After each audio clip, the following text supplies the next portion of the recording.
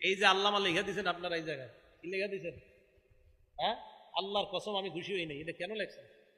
আল্লামা যে লেখছেন, আল্লামা বুঝেন কারে কয়? হ্যাঁ, মনে করেন 2-4টা হাদিস মুখস্থ বলতে পারি দেখি আমি আল্লামা।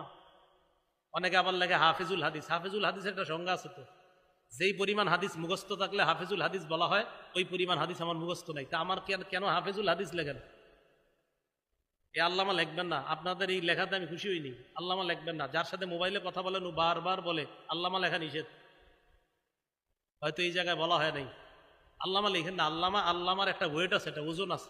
বলতেছেন হুজুর আপনি খুব বিনয় দেখাচ্ছেন, ঘোড়ার ডিম দেখাইতেছে। আল্লামা এটা না লেখা বিনয় না। আল্লামা ও এত ঘোড়ার ডিমের ব্যাপার। আল্লামা কারে লেখেন? আল্লামা আমি তো বুঝি না কি লেখছেন এটা। আল্লামা মানে মন চাইলে লিখে দিচ্ছেন আল্লামা। আল্লামারা সামনে আসে না, আল্লামারা নির্বিধিতে আড়ালে আছে, জায়গায় জায়গায় আছে। এদেরকে চিনবেন না, বুঝবেন না। এদেরকে খুঁজে খুঁজে ওলামা একরাম চিনে নেয় জায়গায় জায়গায়।